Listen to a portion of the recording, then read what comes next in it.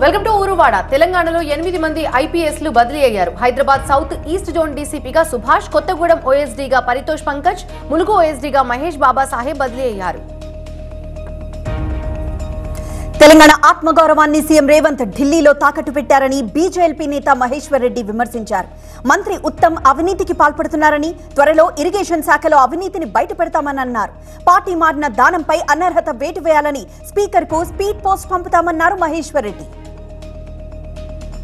CM Revanth కి దమ్ముంటే ఫిరాయించిన 6 ఎమ్మెల్యేలతో రాజీనామా చేయించి బై ఎలక్షన్ కి రావాలని కేటీఆర్ సవాల్ విసిరారు. తాము రాజ్యాంగబద్ధంగా కాంగ్రెస్ ఎమ్మెల్యేలని పార్టీలోకి చేర్చుకున్నామని తెలిపారు. పార్టీ ఫిరాయిస్తే ఎమ్మెల్యే పదవి రద్దు కావాలన్న రాహుల్, బీఆర్ఎస్ ఎమ్మెల్యేల చేరికలపై సమాధానం చెప్పాలన్నారు కేటీఆర్. ఏపీలో రోడ్ల నిర్వహణకు ప్రాధాన్యమిస్తామన్నారు మంత్రి రాంప్రసాద్ రెడ్డి. నిధులు లేకపోయినా సృష్టించగల సత్తా చంద్రబాబుకుందన్నారు. రాజకీయ జోక్యమున్న విభాగాలను ప్రక్షాళన చేస్తామన్నారు. ఆర్టీసీ కార్మికుల సమస్యలు పరిష్కరిస్తామని మంత్రి రాంప్రసాద్ తెలిపారు. ఐవీఎఫ్ ఒక అధునాతన సంతానోత్పత్తి చికిత్స. అనేక దంపతులకు తల్లిదండ్రులు కావాలనే వారి కలను నెరవేర్చుకోవడానికి సహాయపడుతుంది. ఈ రోజే ఓఎస్ఎస్ ఫర్టిలిటీని సందర్శించండి. రాజ్భవన్ లో గవర్నర్ రాధాకృష్ణని కలిశారు సీఎం రేవంత్ రెడ్డి. అసెంబ్లీ సమావేశాల నిర్వహణపై గవర్నర్ తో చర్చించారు. ప్రభుత్వం రూపొందించిన కొన్ని బిల్లులపై మాట్లాడారు. వాటిని ఆర్డినెన్స్ రూపంలో వెంటనే అమల్లోకి తెచ్చే యోచనలో ఉంది ప్రభుత్వం. మినిస్టర్స్ క్వార్టర్స్ లో డాక్టర్స్ డే వేడుకల్లో పాల్గొన్న మంత్రి దామోదర రాజనరసింహ వైద్య శాఖలో ప్రక్షాళన కొనసాగుతోందన్నారు. గాంధీ, ఉస్మానియా, కాకతీయ కొత్త భవనాలకు 10 రోజుల్లో శంకుస్థాపన చేస్తామని చెప్పారు. జూడాల సమస్యలను 80% పరిష్కరించామని మంత్రి దామోదర తెలిపారు. తమ పార్టీకి చెందిన 2 ఎమ్మెల్యేలను విప్లుగా ప్రకటించాలని కోరుతూ సీఎం చంద్రబాబుకు లేఖ రాశారు డిప్యూటీ సీఎం పవన్ కళ్యాణ్. జనసేన ఎమ్మెల్యేలు బొమ్మిడి నాయకర్, శ్రీధర్ ని విప్లుగా నియమించాలని పవన్ ఆ లేఖలో పేర్కొన్నారు. ఏపీలో పెన్షన్ల పండుగ ప్రారంభమైంది. ముఖ్యమంత్రి చంద్రబాబు ఎన్టీఆర్ భరోసా సామాజిక పెన్షన్ల పంపిణీని ప్రారంభించారు. మంగళగిరిలోని పెనుమాకలో లబ్ధిదారుల ఇంటికి వెళ్లి స్వయంగా తన చేతుల మీదుగా అందజేశారు. పేదల జీవితాల్లో వెలుగులు నింపుతూ వారి భవిష్యత్తుకి భరోసా ఇవ్వటమే తన లక్ష్యమన్నారు సీఎం చంద్రబాబు. మంగళగిరి నియోజకవర్గం పెనుమాకలో పెన్షన్ల పంపిణీలో పాల్గొన్న ఆయన ఇచ్చిన మాట ప్రకారం పెంచిన పెన్షన్లు అందజేస్తున్నామని చెప్పారు. గొల్లప్రోలులో పెన్షన్ల పంపిణీ కార్యక్రమంలో డిప్యూటీ సీఎం పవన్ పాల్గొన్నారు. లబ్ధిదారులకు పెన్షన్ల నగదుతో పాటు సర్టిఫికెట్లు అందజేశారు. జ్యోతి ప్రజ్వలన చేసి పెన్షన్ల పంపిణీని పవన్ ప్రారంభించగా పీఠాపురం టీడీపీ ఇన్ఛార్జ్ వర్మ పాల్గొన్నారు. వాలంటీర్లు లేకపోతే పెన్షన్లు ఆగిపోతాయని వైసీపీ నాయకులు భయపెట్టారని, ఇప్పుడు వారు లేకుండానే పంపిణీ సజావుగా సాగుతుందన్నారు పవన్ కళ్యాణ్. గతంలో 4 రోజులు ఇచ్చే పెన్షన్ ఇప్పుడు 1 రోజులోనే ఇస్తున్నామని తెలిపారు. ఏపీ వ్యాప్తంగా పెన్షన్ల పంపిణీ కొనసాగుతోంది. మధ్యాహ్నం 1 గంట వరకు 50% మందికి నగదు పంపిణీ చేశారు. ఇంటింటికి వెళ్లి పెన్షన్లు పంపిణీ చేస్తున్నారు సచివాలయ సిబ్బంది. 100% పెన్షన్లు పంపిణీ చేయాలని టార్గెట్ గా పెట్టుకున్నారు. రెబ్బెన మండలంలో అభివృద్ధి కార్యక్రమాల్లో పాల్గొన్నారు మంత్రి సీతక్క. ఈ పర్యటనలో ప్రోటోకాల్ పాటించలేదంటూ ఎమ్మెల్యే కోవా లక్ష్మి ఆగ్రహం వ్యక్తం చేశారు. బీఆర్ఎస్ శ్రేణులతో కలిసి కలెక్టరేట్ ముందు ఆందోళనకు దిగారు. రెండో రోజు పోలవరం ప్రాజెక్టులోని కాఫర్ డ్యాంలను పరిశీలించారు విదేశీ నిపుణులు. అనంతరం డయాఫ్రమ్ వాల్ ప్రాంతంలో ఏర్పాటు చేసిన ఫోటో గ్యాలరీలను పరిశీలించారు. డయాఫ్రమ్ వాల్ కట్టడం పనితీరును నిపుణులకు వివరించారు ప్రాజెక్ట్ ఇరిగేషన్ అధికారులు.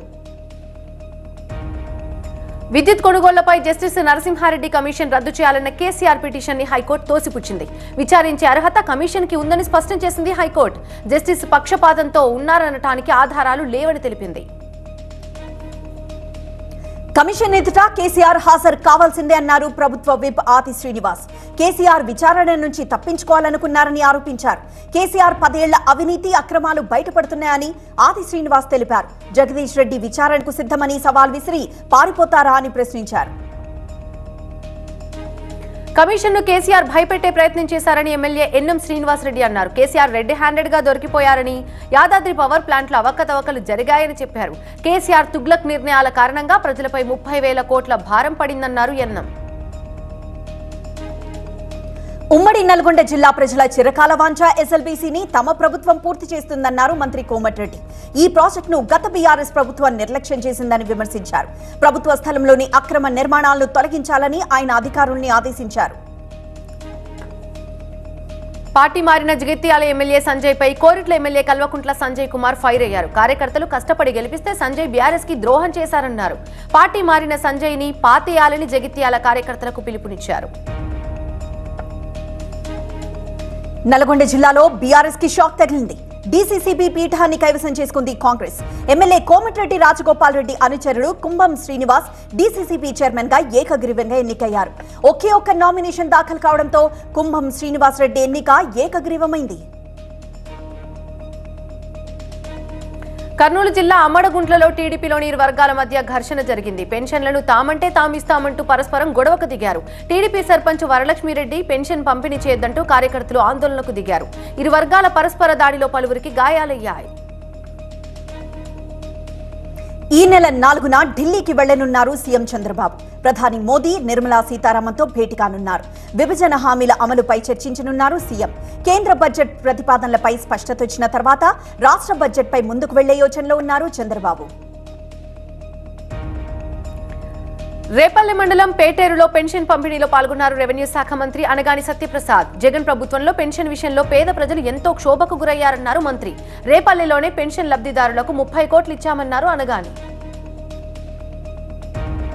పల్నాడు జిల్లా చిలకలూరుపేటలో పెన్షన్ల పంపిణీ చేశారు ఎమ్మెల్యే ప్రతిపాటి పుల్లారావు. మేనిఫెస్టోలో పెట్టిన వాగ్దానాన్ని నిలబెట్టుకున్నామన్నారు ప్రతిపాటి. ప్రజలు ఓడించినా ఇప్పటికీ జగన్ తన పద్ధతి మార్చుకోలేదని, పెన్షన్ సాధ్యం కాదని చెప్పారన్నారు. కానీ తాము పెన్షన్ పెంచి ఇచ్చామన్నారు టీడీపీ ఎమ్మెల్యే. హిందూపురం నియోజకవర్గం కేతపల్లిలో పెన్షన్లని పంపిణీ చేశారు ఎమ్మెల్యే బాలయ్య సతీమణి వసుంధరాదేవి. ఎన్టీఆర్, చంద్రబాబు, బాలకృష్ణ, పవన్ కళ్యాణ్ చిత్రపటాలకి పాలాభిషేకం చేశారు వసుంధర. హిందూపురంలో హ్యాట్రిక్ విజయం సాధించేందుకు కృషి చేసిన ప్రజలకి ధన్యవాదాలు తెలిపారు. ఊరువాడ కళ్యాణదుర్గంలో పెన్షన్లను పంపిణీ చేశారు ఎమ్మెల్యే అమిలినేని సురేంద్రబాబు. భవిష్యత్తులో రాష్ట్రం అన్ని రంగాల్లో అభివృద్ధి సాధిస్తుందని, పారిశ్రామికంగా విజయం సాధిస్తుందన్నారు.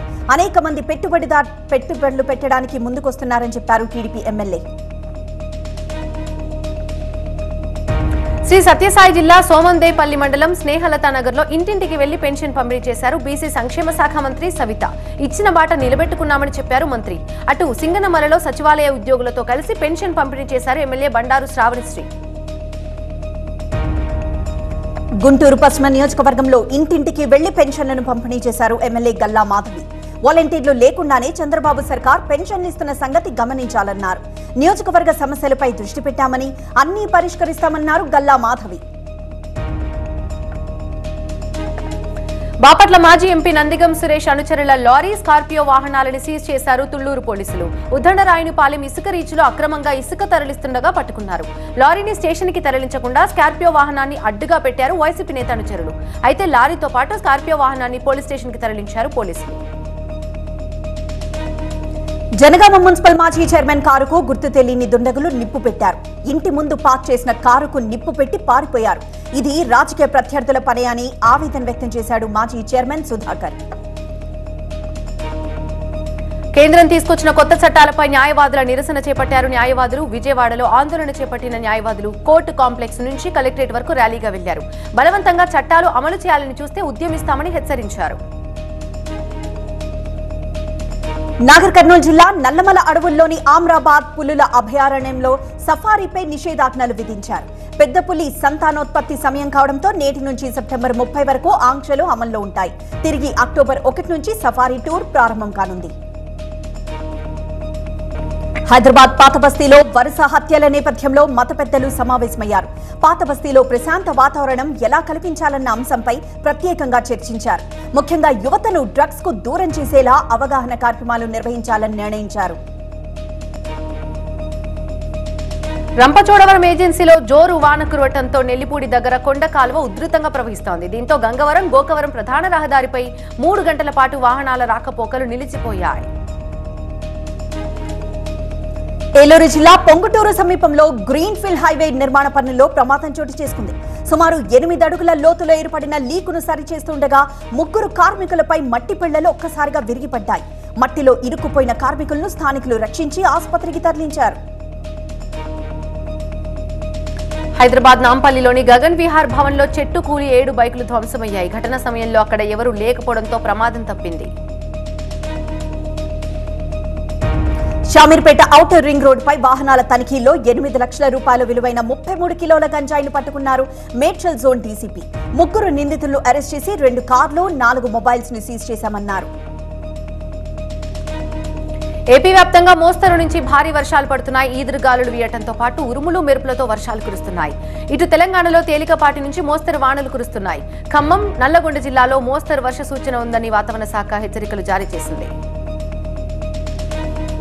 నిర్మల్ జిల్లా కడెం ప్రాజెక్టుకు వరద కొనసాగుతోంది. ప్రాజెక్టు పూర్తి స్థాయి నీటి మట్టం 700 అడుగులు కాగా ప్రస్తుతం 677 అడుగులకు చేరింది.